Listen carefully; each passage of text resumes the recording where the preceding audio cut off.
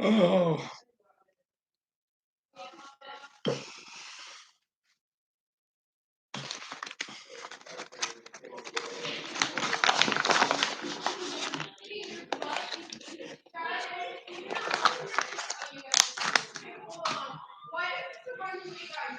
Guys, I have no idea what's going on with YouTube tonight. This is the fourth live stream that I've done, and I've been shut down on every one of them, telling me that there's some type of copyrighted audio or video. I have no idea what is happening. This never happens to me.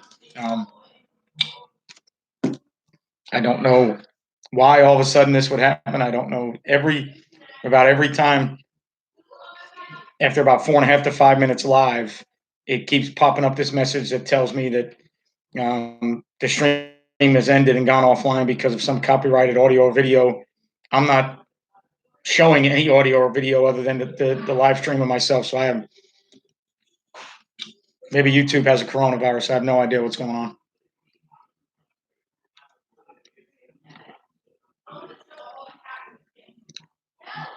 It's the first time it's happened to me doing live stuff on YouTube. This is 5 tries. So I have absolutely no idea if there's a glitch in the system or if there's something wrong with the system. I don't know what's going on, but keeps telling me that there's something copyrighted that won't let me click on it to see what's copyrighted or audio or video. So I don't know what is going on right now. So if I get to the 4.5 or 5 minute mark again, I'll try one more time, or I'll maybe search what's going on with live stuff. But um, like I said, this is now 5 streams, or at least 4 previous streams that have all cut off at the same time and talked about some type of copyrighted audio or video. So I have no idea what could be copyrighted with me sitting in my room in my house. But I don't get it. I don't understand it. So I don't know if there's a I don't know if there's a um, I don't know if there's a YouTube thing going on. I don't know if it's a streaming thing. I don't know what's going on, but every time I get to the same mark, I was just on. I think I was just on last night or the night before, maybe, um, for an hour and 15 minutes doing a regular YouTube live, and then I went to do a Patreon live one, and I thought it was a Patreon deal that kept shutting me down, but now my regular YouTube live is just shut down for the 4th time on here. I have absolutely no idea why. Um, Again, never ran into this issue before. Um, never, never.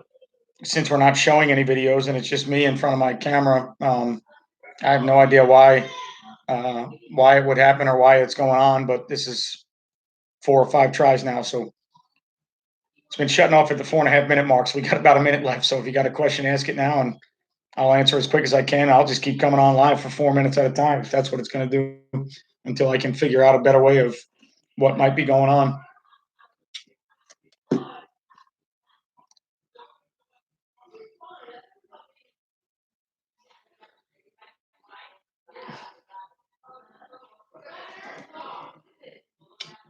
It's a shame too. We had a nice little audience going for a minute there. We had somebody from Romania or somebody from overseas, somebody from Utah. Um, we had a nice little audience going of people from all over the place, and there had already been a couple of questions about practice plans. Only been able to practice 3 days a week overseas, 2 hours a day, and um, right now should be thankful you're practicing at all because where we are in the United States, there's nothing going on. All sports have been all school, and at least in Florida where I am, everything's shut down until April 15th. You can't work out, you can't do anything, you can't be on campus. So, if you're getting 2 hours of practice in Romania or Europe or wherever you are, I'd be happy I was getting that. So,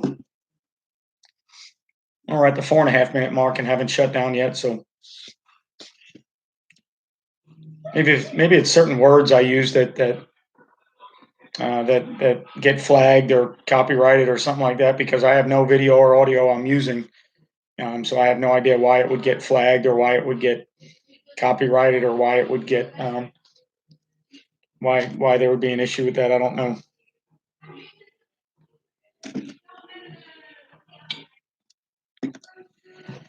The old tight front running duo.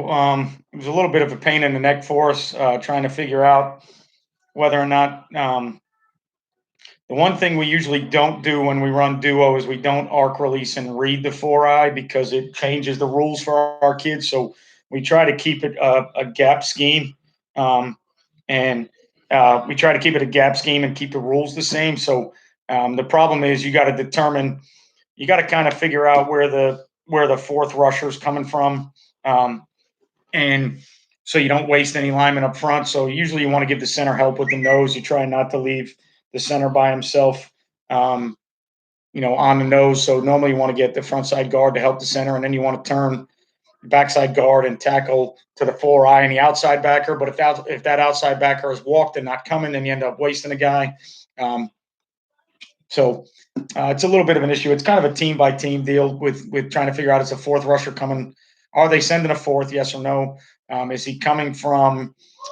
Is he coming from the field? Is he coming from the boundary?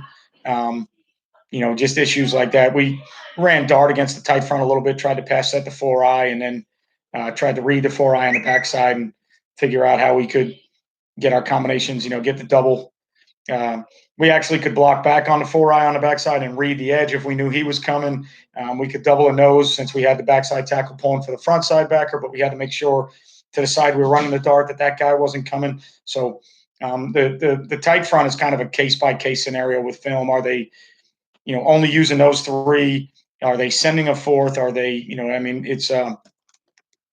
it's kind of a game plan deal. But the one thing we try to avoid as best we possibly can is arc releasing and reading a four eye. So we'll normally block him down and then figure out how we can get to the front side backer and the back side backer, handle the nose. And so we got to figure out the five most dangerous and then read whatever number six is. We've screwed around with in our two back sets with, running our normal RPOs, putting the sniffer on one of the inside backers and taking care of everything with the front side guard back, down blocking the four eye, and then reading the overhang and throwing RPOs off the overhang. So we've tried a bunch of different things to it as far as running um,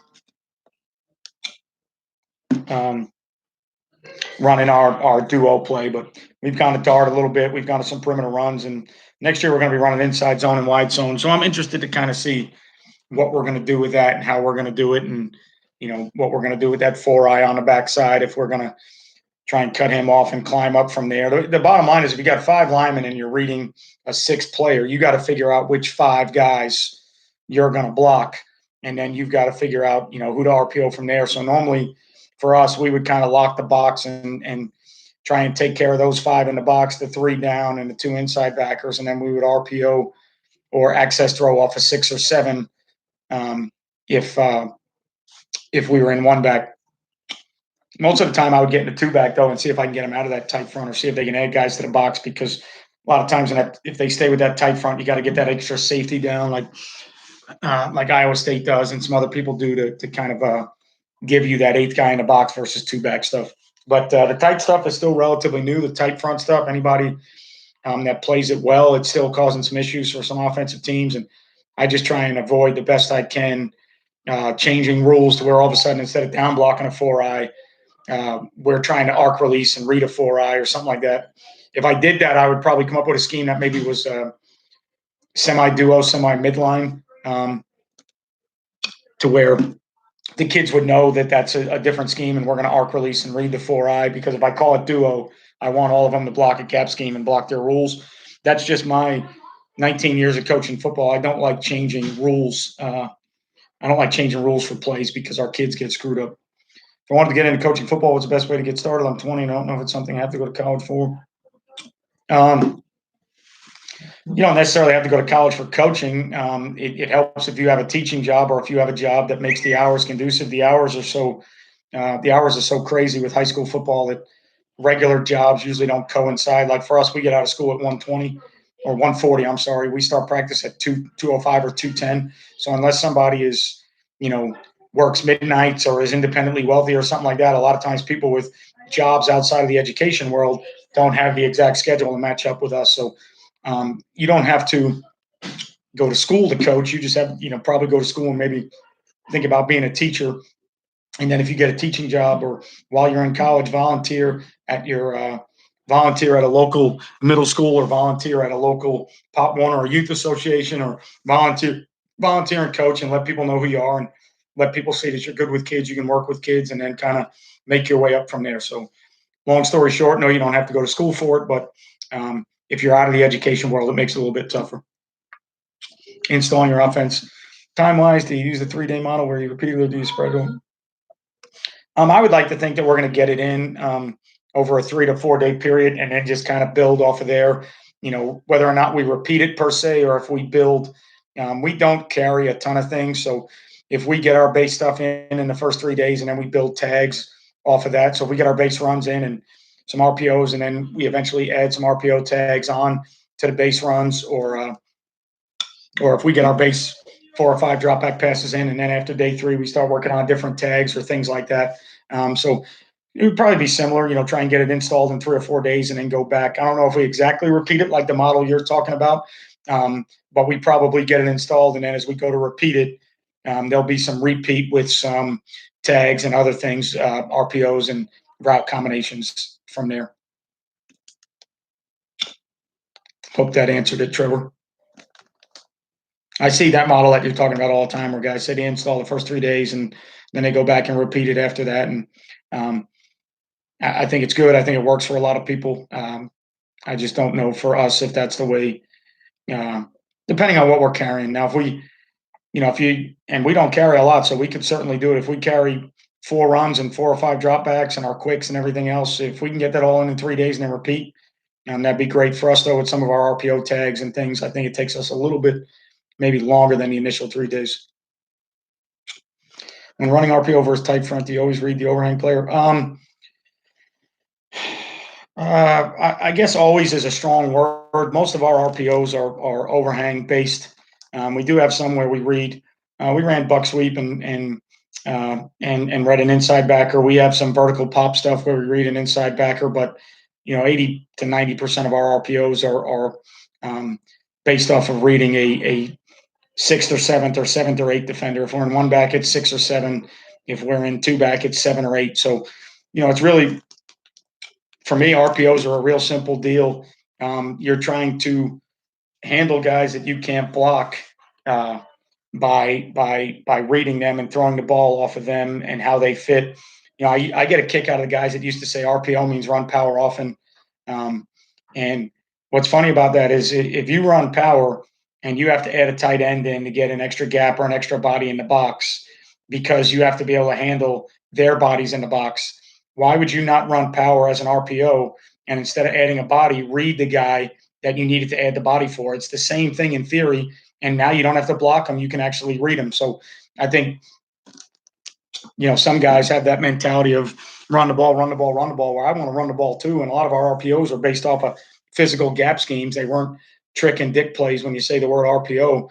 But if I needed to add a tight end or a fullback or an extra bodies in to block people in the box or add extra gaps, when you run RPOs, you're just reading fitters and trying to throw the ball off extra fitters so you don't have to block, or you don't have to worry about the guys that you can't block getting an extra helmet in and fitting. So, it's kind of a pet peeve for me. It kind of bothers me when I see people say, run power often is what RPO means. I get it with Gruden saying ridiculous protection offense because I think some of the RPOs got out of hand where they weren't really, they weren't really schemed the right way, and quarterbacks were taking some licks here and there. But for us, we're going to block, 5 or 6 in the box, and we're going to read off of an overhang defender or a linebacker on the second level. And if they're up blitzing, we're going to do something different with the football. We have access gift throws built into our RPOs, so it's just a way for us to handle extra defenders that you can't block unless you bring in more bodies. And if you bring in more bodies, you got to physically block them. So,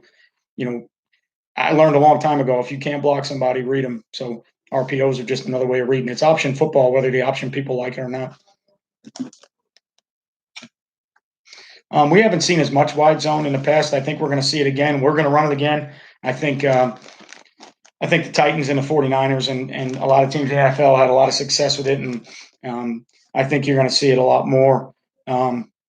But the bottom line is you got to be gap sound. Those gaps start to expand. You got to have backers that can kind of tempo the ball and not fly over the top and end up, you know, um, giving up cutbacks. They got to be able to tempo the back hip of the ball and understand how to, stack some defensive linemen and not fall in until the run kind of declares itself. So I think I think the wide zone is so good because it kind of counters itself, and it's based on defenses not fitting right and being undisciplined. So, um, it's just one of those things where defense, you got to be disciplined, you got to have run fits, you got to know where to fit and how to fit, and those gaps start moving. So those linebackers have to understand that, if you're playing behind a three technique and the ball starts to go wide, until it gets out past the three technique, you can't run past the three technique because with the wide zone stuff, the three technique will get expanded. The linebacker will run like hell, and then the ball will go under the three technique. So um,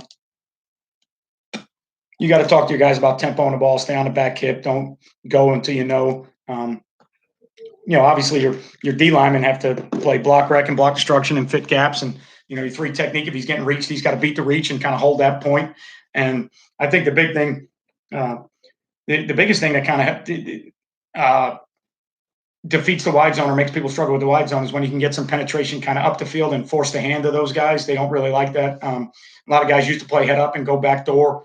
When they were playing wide zone teams, they kind of two gap it, and if they got that hard reach outside, they would let the guy kind of go back door vertical and push up the field, and that's why you see um, the the Gibbs and that stuff. They talk about that hook it hand, that backside hand when it comes. That's got to hook it and not let that guy fall back in. So offense and defense is always cat and mouse. One gets ahead, the other has to catch up, and then they go from there. So that hook it hand came because a lot of guys were playing backdoor vertical and giving giving the wide zone a lot of issues. So they would love when they're running wide zone stuff. They would love the defense to just run side to side until a vertical lane kind of creates itself.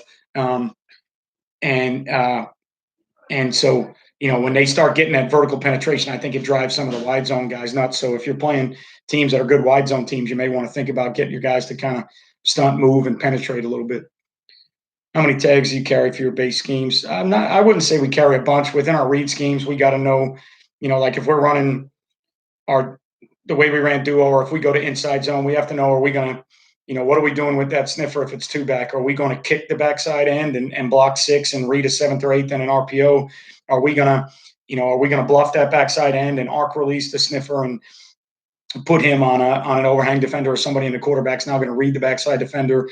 Are we going to put that sniffer in a route and read off of a five technique? And if the five technique squeezes, we throw the ball to the flat. Or are we going to lock the front and read off an inside backer? And if the inside backer fits, then we throw the ball to the flat. So, our RPOs have a few different tags. Our read game have a few different tags. And then our drop back passes have some tags built into them here or there. But we don't do a lot. I haven't done a lot the last couple of years. I'm now as I get older and been doing this a while, I'm kind of in the mindset of do what we do and do it well and have enough answers. And we've got to tweak our offense a little bit. Some people have caught up to what we're doing, and late in the season we've been struggling. But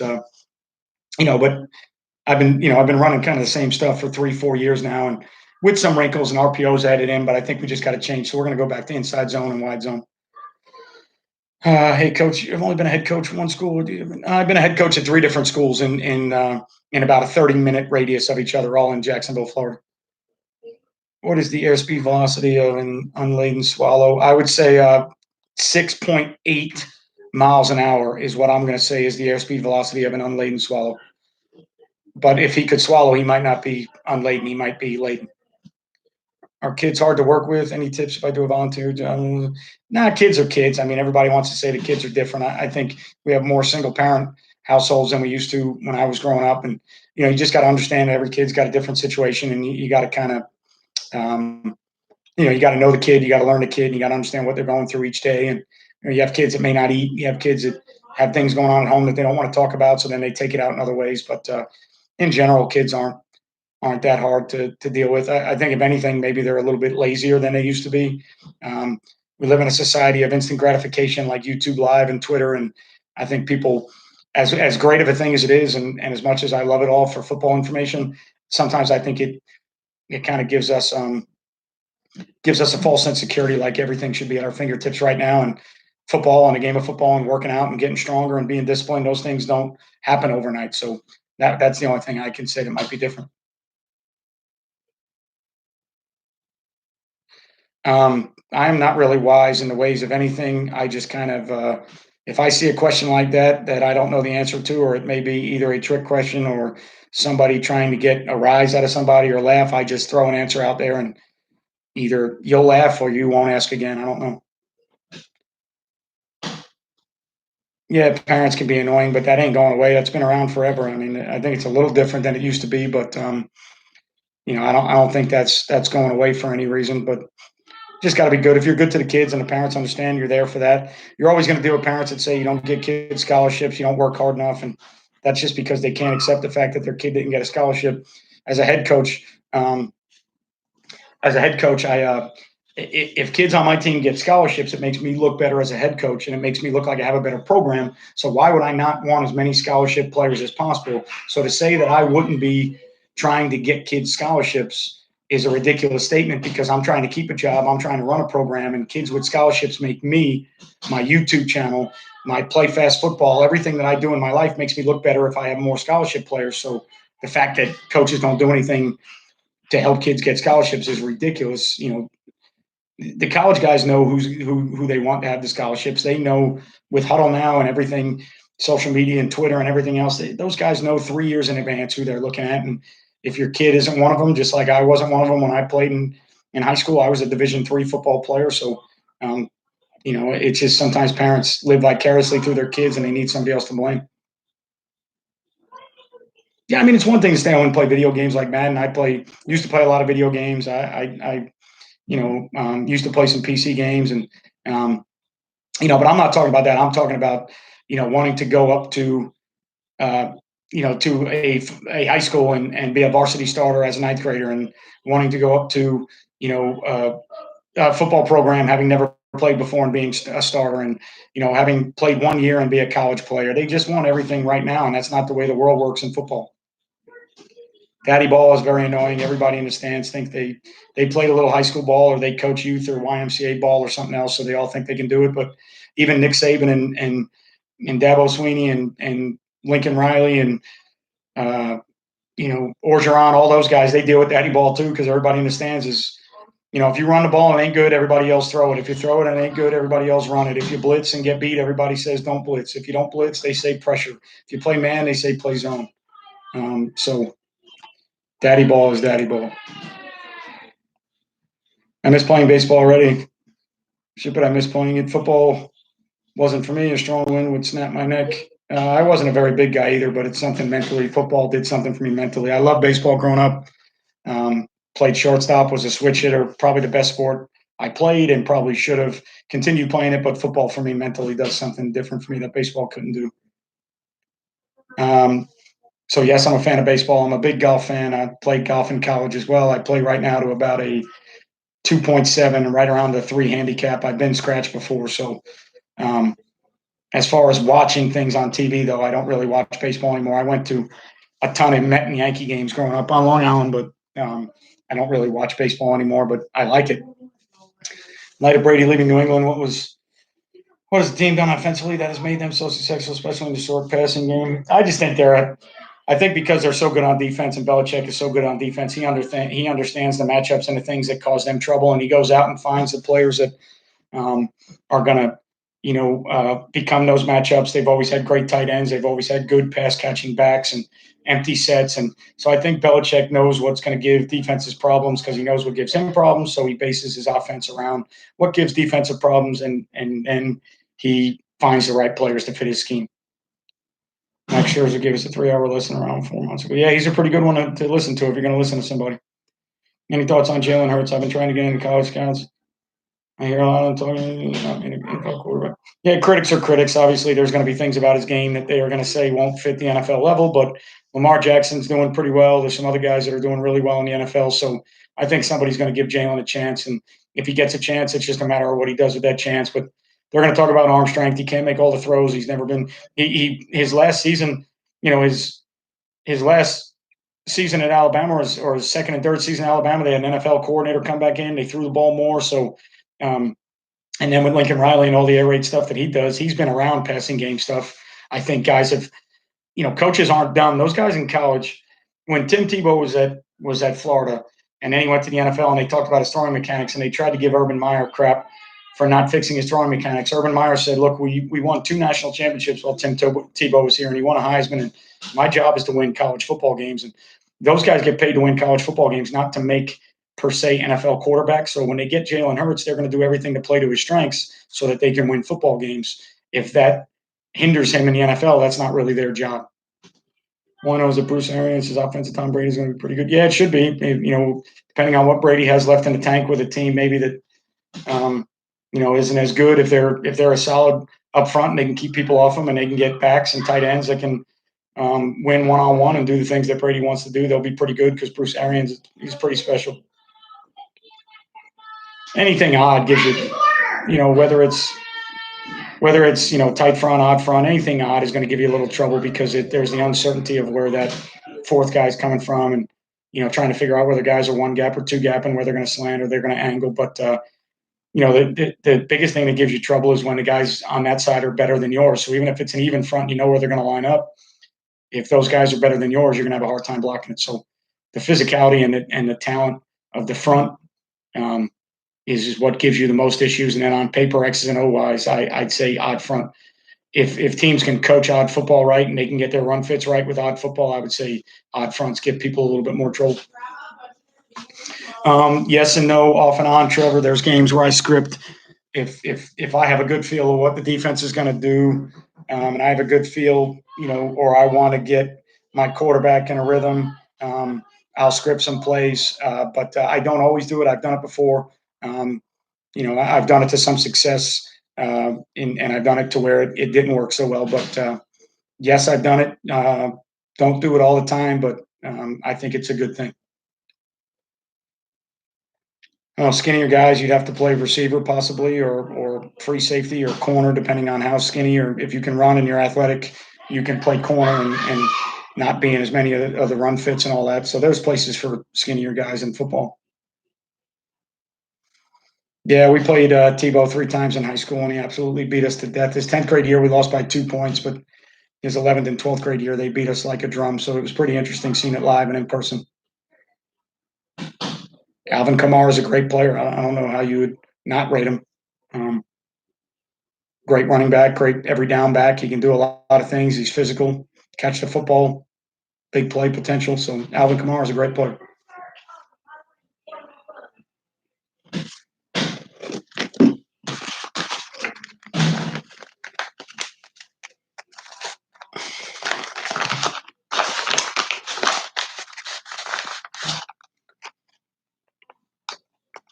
You'll be seeing him live in October. Are you in New Orleans? Or are you somewhere where the Saints are going to play? Oh, whilst in New Orleans. Oh, good, good. He'd probably be a pretty good one to watch in person. I've never seen him live, but I would imagine he'd probably be pretty good to watch in person.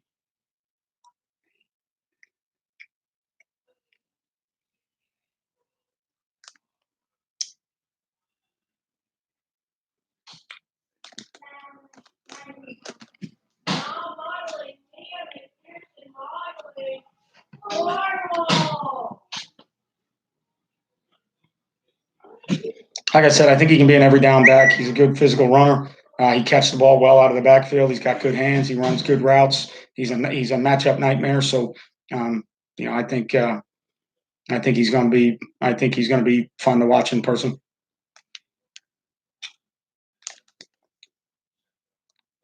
Yeah, I don't know what the deal with Tate Martell is. Obviously, he was ranked really high when he got to Ohio State, but Ohio State always has great quarterbacks, and you get beat out every year by. At that level, you got to compete with other 5-star players, and then you go to Miami and you think you'd win the job right away, but you don't. Miami has been in turmoil on offense the last couple of years, and with new coaches, and obviously they want to play the best players. So if he can't get on the field in Miami, there's something wrong.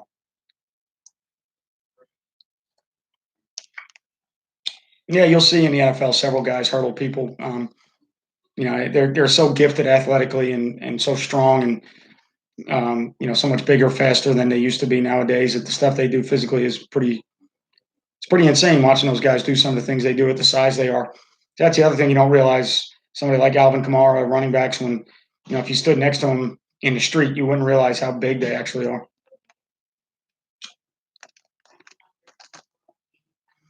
Um, I think getting back to your landmarks to be able to space the field out. Obviously, you're creating space on the field with the condensed set, but then being able to get the routes back where they belong to have proper spacing, especially at the high school, um, especially at the high school level, with kids understanding how to get back on stems from compressed sets. But it's great for the run game. It's great to give you leverage blocking. It's great to get kids to the perimeter. It's great for picks and rubs, obviously. So I think compressed sets are great if you can carry your whole offense in it and kids can get back. We've had some issues with compressed sets of trying to run base offensive theories and getting kids back to the spacing that we need. My best friend played for the Detroit Lions from '96 to 2002 or three. Stephen Boyd played inside linebacker um, uh, after Chris Spielman. I was actually taught, raised in the NFL by Chris Spielman. So yeah, I like the Lions. I don't know if they'll contend next year. I think they'll be probably right about where they were unless they make some moves in the offseason.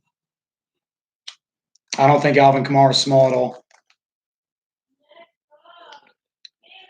Fundamentals of O-line, yeah, I probably could. Talking about stance and start and what you're trying to do on certain blocks and elbows in and thumbs up and things like that. But I think sometimes there's a lot of fundamentals of O-line that are same no matter what you do. But Drew Brees and Mike Thomas, if you're watching the Saints. But at the same time, I think there's some schemes where guys are going to be in some schemes where they pull more, so you're going to have to work on skip pull mechanics or other pull mechanics. If you're pulling and kicking out or trapping, you got to work on flat pull, trap pull. If you're just a zone guy, then you don't have to worry about pulling, so you're going to work on some other things. You got to worry about combinations, how you're getting off your combinations, where your double teams are, communication that you use in your offense. So there's a lot that goes into O-line. That's why it's probably the most intricate position on the field and the most important position on the field. Yeah, it sucks that they can't win a playoff game, and Stafford gets a bad rap sometimes. But they got to put some guys around him and keep him on his feet. Yeah, Drew Brees is a great player. I don't know if it's hype or not. I think it's fact. We signed David Sills because of his story and the fact he's talented. Yeah, he's got a great story. He is very talented, and hope he continues to last or make it in the NFL. Or he's a great college player. Yeah, I mean, like I said, East Coast. There's going to be stance and start and certain blocking mechanics, down blocks and reach blocks and things that are going to be kind of not necessarily set in stone. Everybody has their different ways. There's even zone guys have different theories about how they step and what they want to do and how they create leverage and hand placement. But I would think stance and start and certain footwork on certain blocks is probably kind of to high school level pretty fundamental.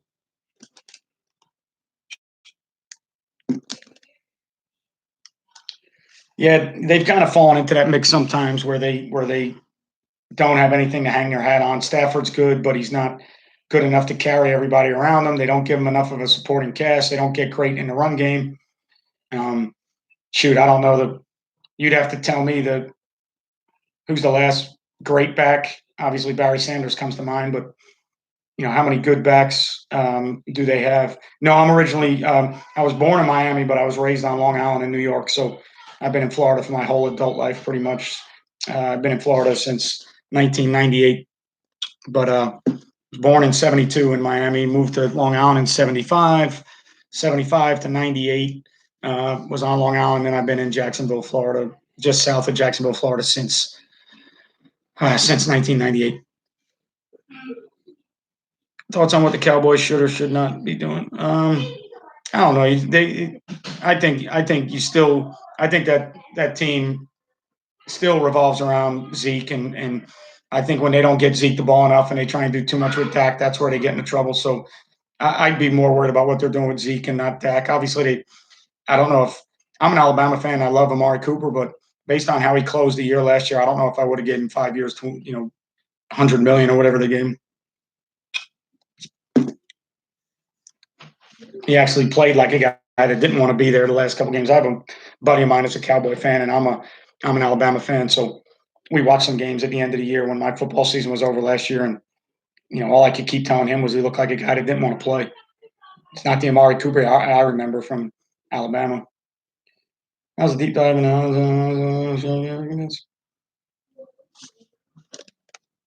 Yeah, we're going to be inside zone and wide zone. We're going to do it. There's a lot of teams that do it. I've talked to a lot of guys that do it. I think it can be done. We're going to try and carry a gap scheme with it too. And I've researched some things and talked to people, and um, we're going to hang our hat on inside zone and wide zone, and probably make wide zone a little bit. Wide zone will probably be the number one run for us. Inside zone will be two to carry our RPOs off it and read game, and then we'll carry a gap scheme to kind of have an answer to some things. But we've got two young tailbacks that are really, really good. So if we can get some wide zone things right, I think our tailbacks can be great players. Any favorite offensive line groups, NCAA or NFL, that I think would be good to study? I would study the heck out of the 49ers with what they do with their stuff. It's unbelievable. They're able to run gaps, inside zone, outside zone. I've been on a 49er kick for the last couple of months, so I would take a look at the 49ers. I think LSU was really good up front this past year too. Obviously, they won a national championship, Captain Obvious, but I think they were pretty good. Amari Cooper's had a strange career. He disappeared at times. Yeah, he's. I don't know if he does that for the attention or if he does that to draw contracts. I don't know. It's weird. I don't know where Tua will land. I'd like to see him with the Dolphins. I grew up a Dolphin fan until I moved to Jacksonville, but I'd love to see him with the Dolphins. I'd love to see him with anybody and get a shot, and I hope he's healthy, because if he stays healthy, he's going to be pretty good. The Cleveland Browns have missed on too many draft picks, too many trades, too many free agents. Probably right now have one too many locker room cancers and not enough locker room leaders, and maybe bad luck. Who knows? It's just one of those things where even they get the right team with talent, they seem to not be able to do anything with it and underachieve. So, I think the pressure gets on those guys. I know Jacksonville's feeling it now. When you have a bunch of bad years in a row and nothing goes your way, you start kind of buying into it, and your draft picks, you start questioning your ability to draft players because you missed, and then you got to change. My thing is you got to change front office, people if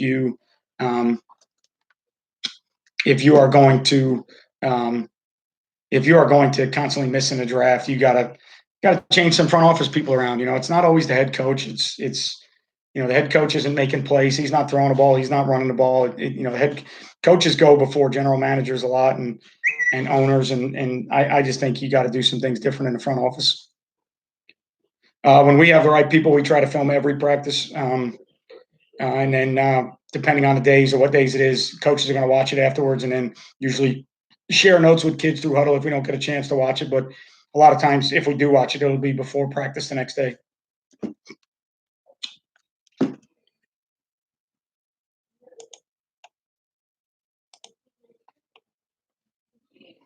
I don't know if ACC football is the real deal or if Clemson's the real deal. I think the ACC, from after the top three down, I think the ACC was actually not real good the last 8-10 years or 5 years or something like that. But Clemson's obviously been real good. So I don't know if it's going to get any better. I don't know if it's, I don't judge it on bowl games. I don't know what they did in bowl games or whatnot. I just think throughout the course of a year, it hasn't been real good.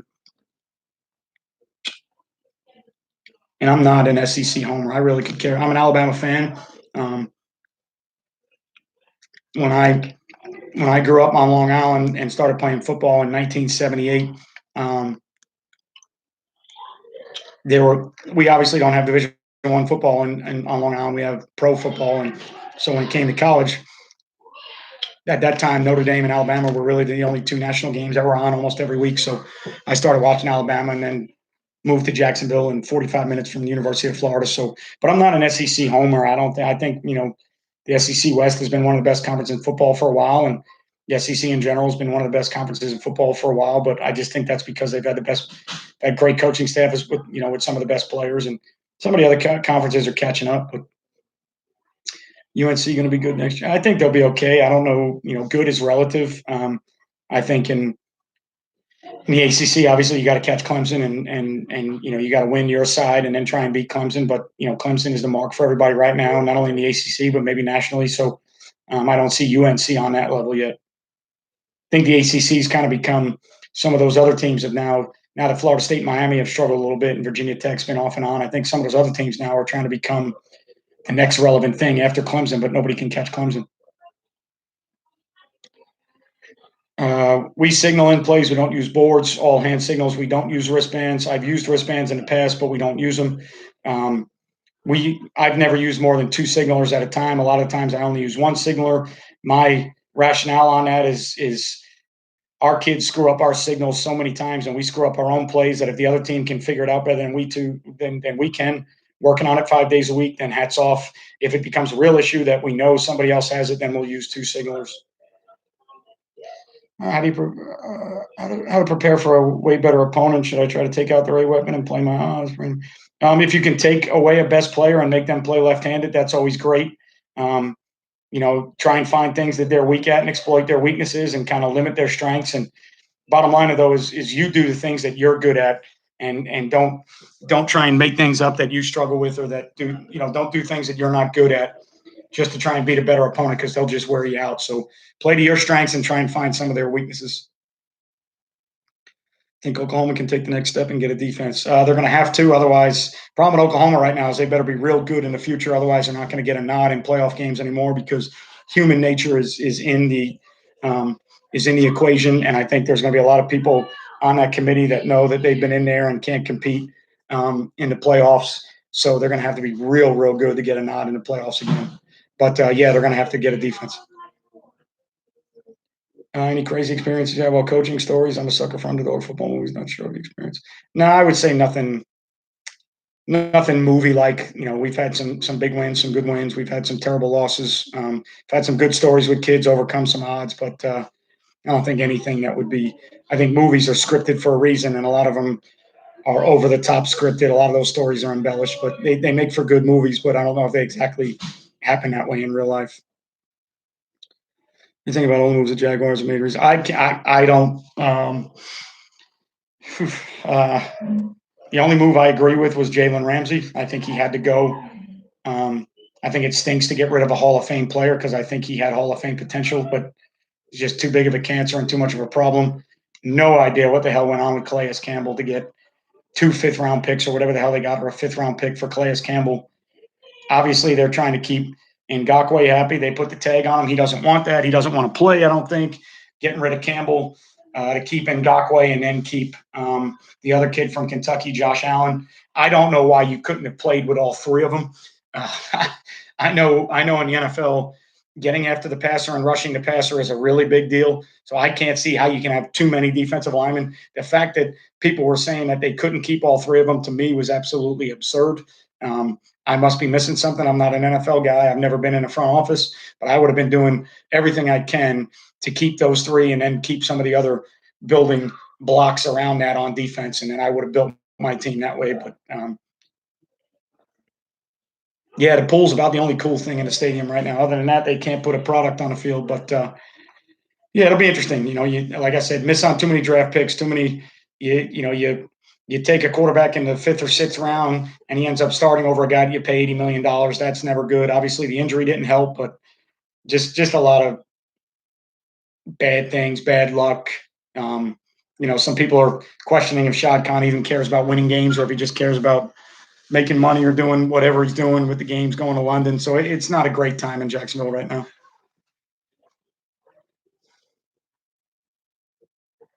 Yeah, they were good on defense, and they had some really good players. And the problem was the locker room. Um, the locker room kind of got out of hand, and they lost hold of the locker room, and too many ego guys that were good on the field but weren't good off the field. So too many off the field issues.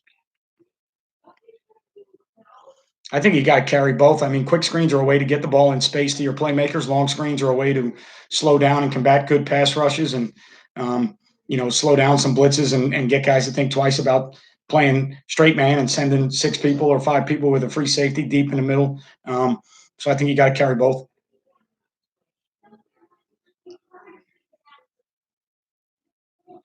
Yeah, I think guys can get a little bit over their head sometimes when they're the head coach and the GM. The only thing that's not conflicting to me is, if I'm going to be the chef and you're asking me to cook, then let me get the ingredients. So if the GM always overrides the coach, but yet the coach is responsible for the product on the field, you're judging me on the product on the field, but you're taking players with your choices, not mine, and then I got to coach them. So, I think I think you got to have a great situation where they work hand in hand. And I don't know if a guy can do both. Honestly, I think they do get overwhelmed. But as a head coach, I'm going to tell you, if you're going to judge me, that's why high school football becomes so interesting. You want to fire guys in high school for losing games when they're coaching kids that live in their neighborhood that show up to their school. I mean, how do you dictate what makes a good head coach with wins and losses where, half the time in high school when you show up, there's a better team and a worse team. In the NFL, coaching really makes a huge difference because the talent is so close. I think you got to give those guys a say in what they want. And the other thing I see too often in college and the NFL, in my opinion, is guys change schemes so much that you get stuck in the middle of a roster overhaul because you go from 4-3 to 3-4, and people don't understand how different that is and how hard it is to find that talent and recruit and draft and sign that talent. Then you make changes on offense. I think you got to find some guys and stick with a system and build up to that system and stop firing guys so quick and making changes all the time. Is my opinion.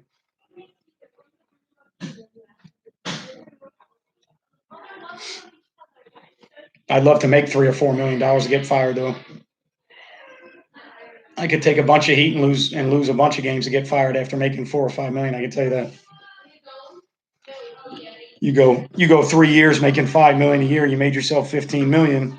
You'll get another job. Those guys always end up, if not head coaches, they end up as coordinators. So Jason Garrett had his job with the Cowboys for how long? Made how much money with the Cowboys and gets fired, and he's an offensive coordinator making good money again. So I'd love to live that life if I could.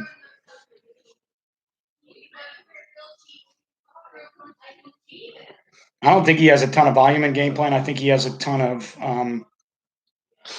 I think I think he has a ton of wrinkles, and then I think they do so much on the move within their system, so many reads and so many options in their route packages that it makes it look like there's a lot of stuff. But I don't think there's a ton of volume. I think they have so many variances to how they do it.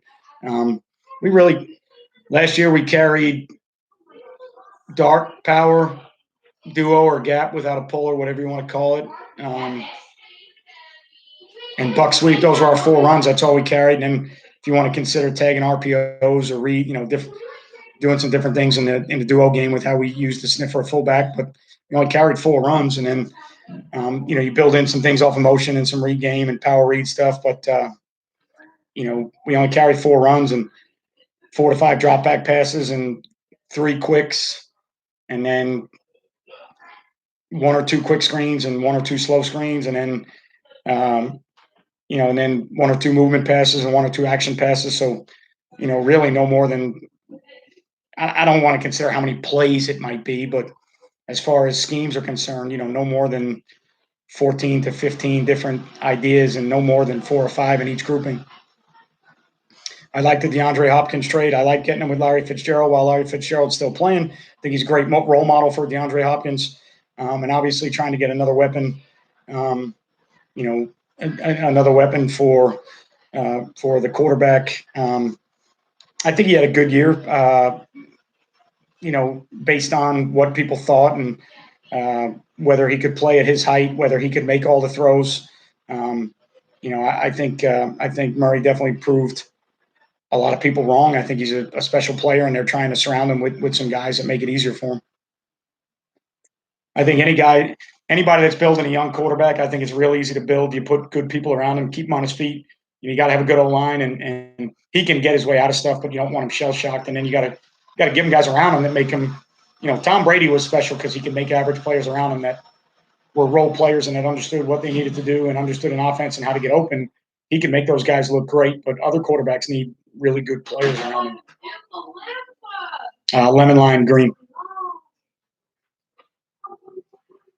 Yeah, I guess maybe body type and what they do. I've never really thought of the two together. But now that you mention that, I guess length and body type and Yeah, I guess they'd probably be pretty similar.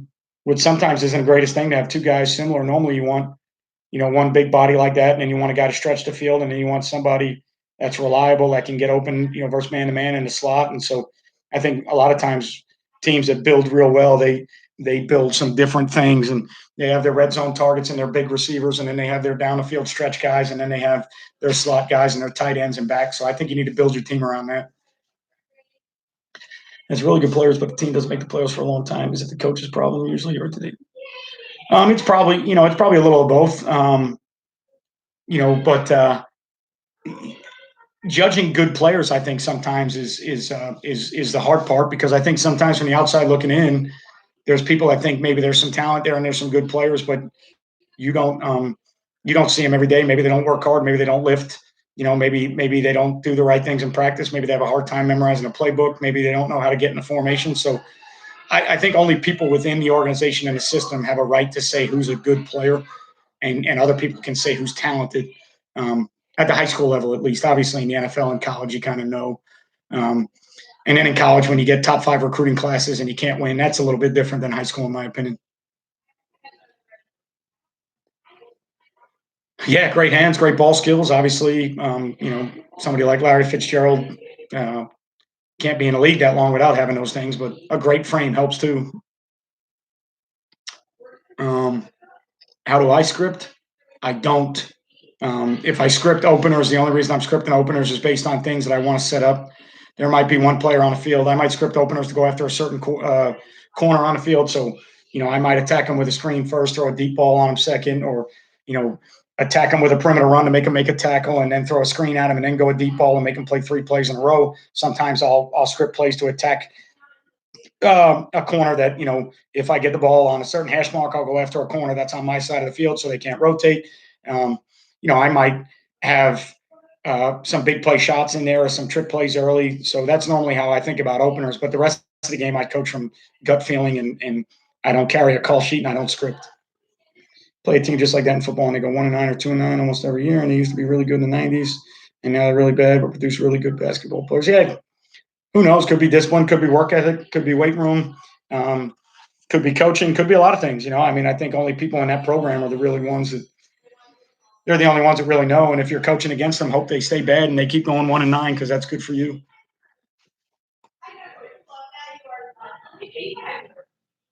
Favorite NBA? I don't know who Ronaldo is outside of Cristiano Ronaldo, CR7. I know who that is, but I don't.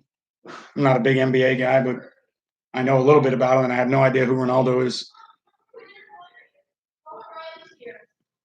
How do you deal with administration that doesn't understand athletic excellence? What you do to educate them? I think you gotta. I think you gotta understand that before you take a job, unless that change gets forced on you while you already have the job. Um, Before you take a job, I think you have to understand. Um, I think you have to understand who your administration is, and what they want to do and how supportive they're going to be. And if it's not the right fit, you don't take the job. But I try to keep things off their plate. I try to run a good program. I try to keep kids in class. I try to get them to class on time. Try to keep discipline the best I can. Put a good product on the field, and I try to work with them to understand that I need coaches. They need teachers. If we can find a both to fit, then let's make it happen. But if we need other things that don't fit with a coach, then let's find other ways to do it. So I try to work hand in hand. Hey Rudy, how you doing, bud? We're progression wise, we're a half field team. We're kind of movement based. We're throwing routes off the movement of certain defenders that we're going to be keying, and certain defensive looks, and we usually progress 1 to 2 to 3, and then get the hell out. We very rarely progress 4 to 5. We very rarely progress front side to back side, simply because I don't haven't had a lot of quarterbacks that can process all that information in time, and haven't had a lot of O lines that can protect it in time. So we're usually half field, front side, 1, 2, 3, get out. And if there is something backside or we get a matchup, then we usually tag it or signal it to let them know that we're calling this concept, but I want you to throw a post or a wheel or a dig or something on the backside. So usually half field progressions, movement keys, and simple reads, in my opinion. Ranch sunflower seeds. No, I had Red Man Golden Blend chewing tobacco in my mouth, which I'm trying to quit, um, but hasn't been going too well. So no, those were not. I wish they were sunflower seeds, but they were not. It's one of my few vices that I have. I've never smoked a day in my life. I've um, tried a drug, but I've never really done drugs. I don't drink a lot anymore, so chewing tobacco and playing golf are really the only two vices I have in my life right now, and I'm trying to get rid of one of them. And soda. I'm a big fan of Coke, so drink way too many sodas for me. So if I'd cut back on soda and tobacco, I'd be in great shape. All right, guys, we're approaching the 1 hour mark. So if you have any last minute questions, I feel bad. I don't know if any of my Patreon guys got on or not, but been trying to do. Um, I've been trying to do some live Q and A's for my Patreon members that are they pay a subscription. They pay $5 a month to my Patreon site, and I do some videos with some clips of our high school running things, and then I do some webinars and some things that I don't do on YouTube. So I've been trying to do some live Q and A's for them, and Patreon has a way to do that. And I used to be able to do it with YouTube and use my links. And for some reason today, when I was using those links, I got shut down 4 or 5 times. So I decided to go back to regular YouTube Live, but I don't think I saw any of my Patreon fans on here, so it's a little bit upsetting. Are you familiar with Michigan high school football? Yeah, a little bit. I don't know a ton about it. I know it's normally pretty good, but I don't know. I wouldn't say I know a lot of Michigan football. I don't know who that is, Grim Collective Fan Lover. I don't know who Nick Gurr is. So, which one is that? The Raging Cajuns or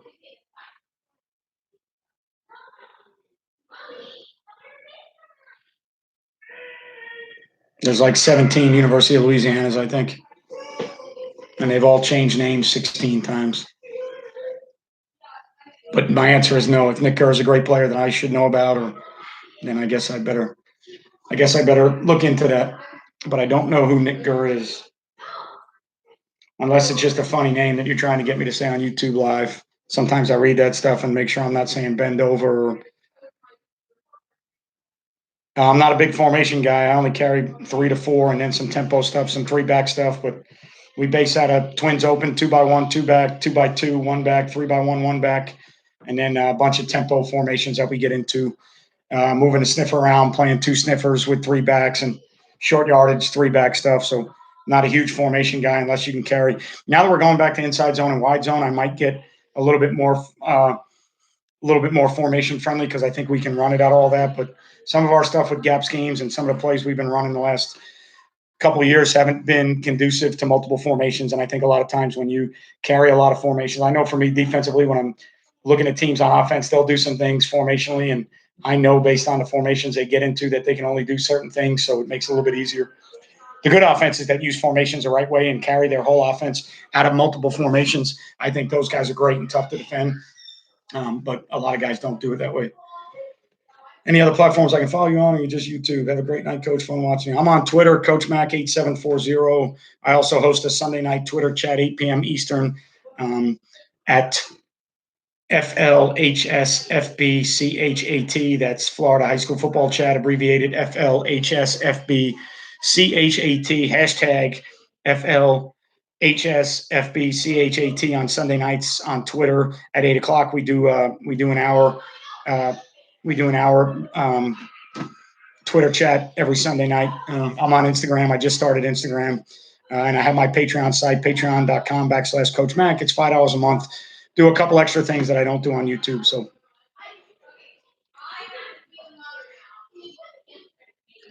yeah, depending on the games, there's some schools here that draw a really big crowd. Some schools that don't. Um, depending on where you're at in the games and rivalry games, it's a yes and a no. More than a lot of places in the country, but nowhere near as many as Texas. So it all depends. Top 5 passing concepts in a 2-minute drill. Shoot, I really don't. You try to carry concepts that give you a chance in a 2-minute drill. I don't think you carry concepts just for 2-minute drills. So, I mean, it's just your base offense and then trying to have some routes that can get you where you need to be, with some routes that get to the sideline and comebacks and different things. Um, but I don't think you have concepts just for 2 minutes. Is your opinion on the coronavirus going to impact football? Yeah, it's already had an impact on football. We don't go back to school till April 15th. We're supposed to start practice April 27th. Don't know how that's going to work with kids not lifting, running, or doing anything from a team standpoint until April 15th. And that's the earliest we're going to go back to school. So I would say it's going to be impacted, yeah.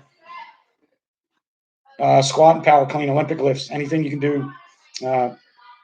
Obviously, you can deadlift as well, but any Olympic lift movements, if you can learn how to snatch or if you can power clean, squat, deadlift, try and use more of those compound exercises than just straight.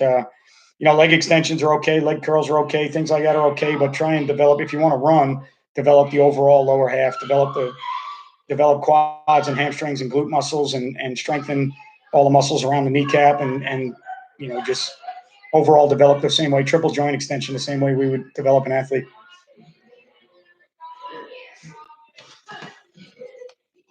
Yeah, Texas high school football is awesome. It's pretty amazing.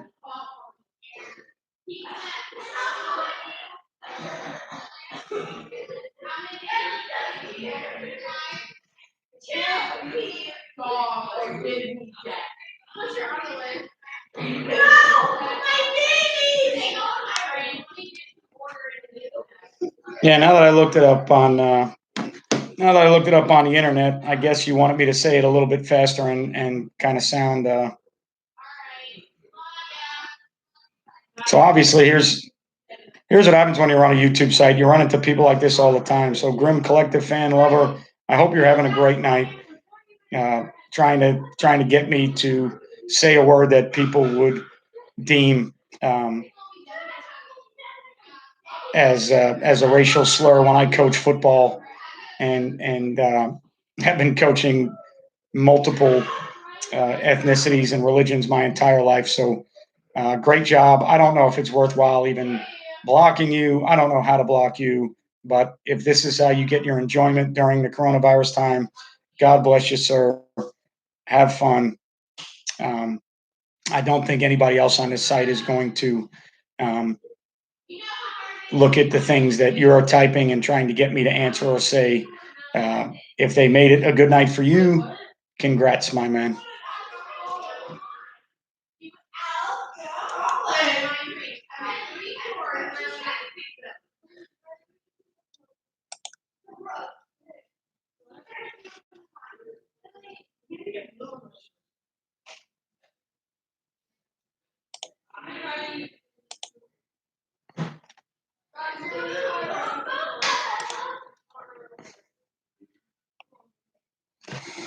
All right, guys, we're going to wrap it up here. I appreciate all you guys being on. We'll do it a few more times over the next couple of weeks as we don't go back to school till April 15th. So I'll have a lot of free time. Still trying to figure out when I do this from home. I don't have my whiteboard with me, but I'm still trying to figure out a way where maybe I can do this.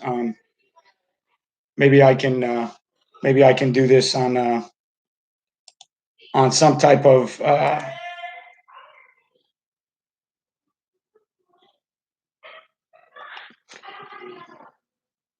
Maybe I can do this on some type of platform where I can use a whiteboard and draw some things up. But other than that, I appreciate everything that you guys do for me. I appreciate everything you do for my YouTube channel. I appreciate everything you do for Play Fast Football. And just let me know. Like I said, Twitter, Coach Mac 8740. Instagram is Coach Mac 8740. In the YouTube comment section or in the community section on my page, just let me know if you want me to do any specific topics you want me to do videos on, or let me know what you want to. And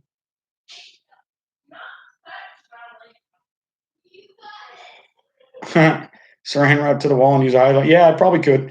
I'll figure something out. I'll figure out a way to get a whiteboard back here and draw some things up if you want me to draw some things up. But for the most part, though, I appreciate everything you guys have done. Thanks for following. Thanks for watching. And the next time we go live, make sure you have your notifications turned on and you're subscribed to the channel so you know that I'm going live, so that when I go live, you can jump on with me. Have a good night. Stay safe. find things to do to bide your time. If you're still working, God bless you. If you have kids, make sure you stay safe and stay out of harm's way. I appreciate every one of you. Have a great and a blessed evening.